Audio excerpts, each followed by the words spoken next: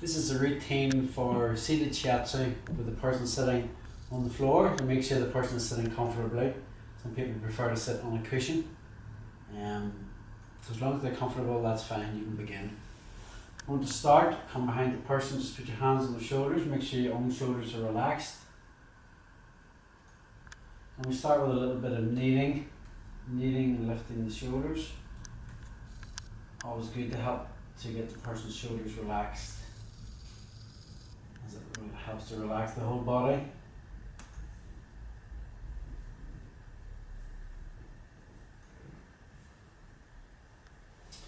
Then we're going to do a little opening technique with the palm of the hand placed over the spine, with this part of the index finger placed at the side of the scapula. And we're just, with the other hand, we're just drawing it back.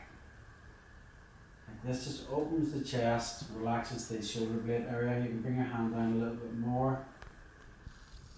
A little bit more. You can repeat that a couple of times.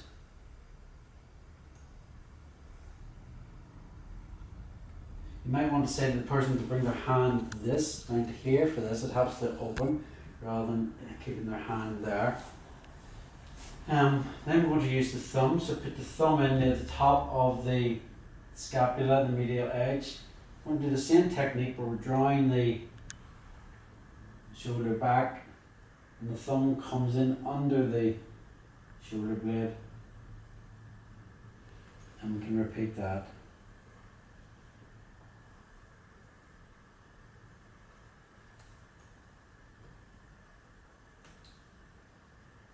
And I'll just show you that once on the other side. So the heel of the hand comes in this shape. And just edge of the shoulder blade. Drawing the shoulder blade back. Shoulder back rather. Bring the hand down a little bit each time. So a bit higher up.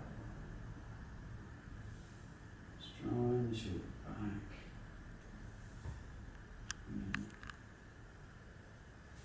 Then with the thumb, trying to get in under the shoulder blade as you draw the shoulder back. Then you can repeat that. You go back and just do a little bit of kneading again if you need to. Just keep the shoulders relaxed. Then we can just palm down the upper back along the middle of the back.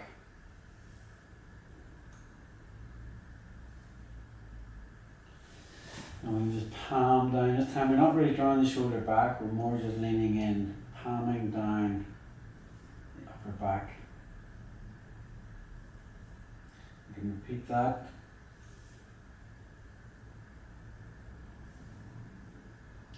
Then we're going to use the thumb along the bladder meridian. So I'm stepping up for this. This is more direct pressure into the bladder meridian.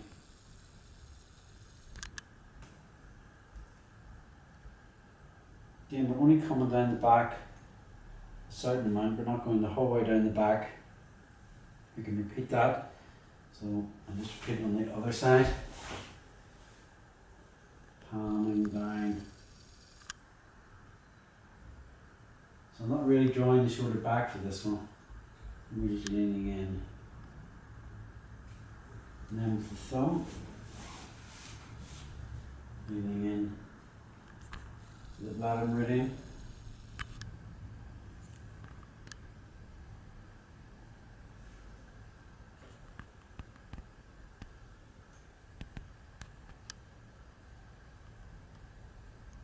And we can repeat that 2 or 3 times if you need to.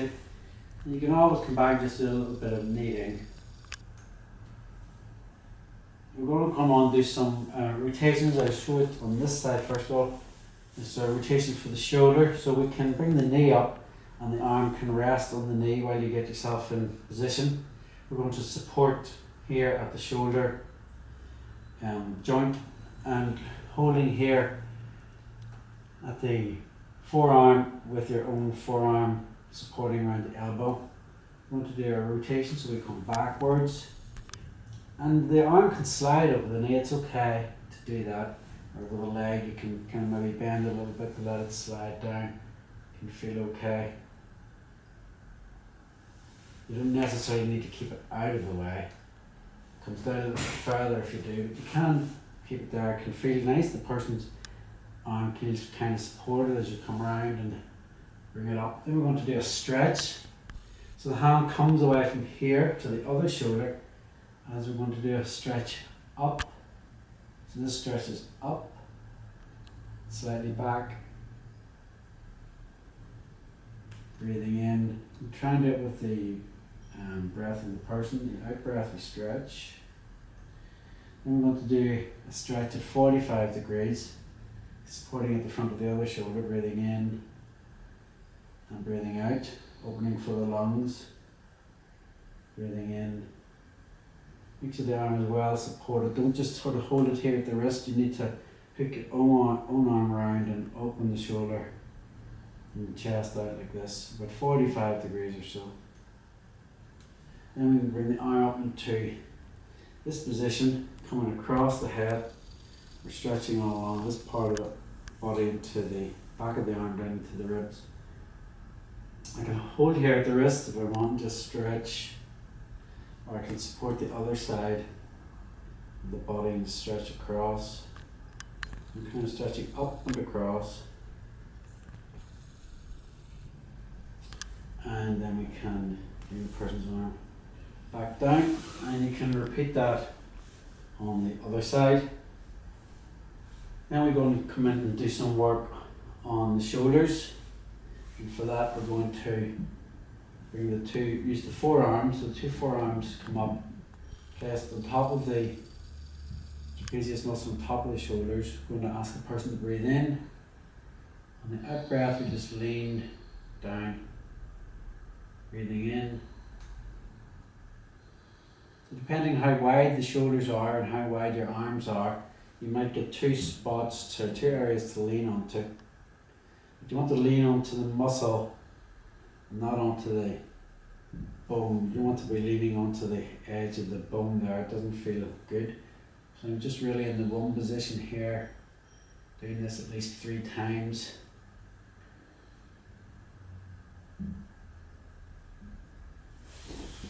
Good. Then we can again squeeze. We want to do a little sort of lift and squeeze of the shoulders here. And we can do a little slow, it feels quite good to do a slow movement like this. Or if we want a little bit more, we can just do a little bit faster, just to release. So you're kind of squeezing the fingers in the hand and holding the shoulders up. A slow one can feel good as well. A slow twisting.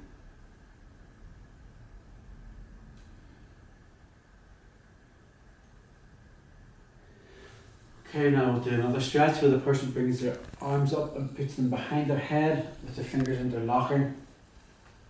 We can either come up like this, or we can stand. 2 different ways to do it, depending on how tall the person is and how short you are. So I'm just going to stand for this one, and I'm going to slowly turn my body. That's it. It's gone. Enough.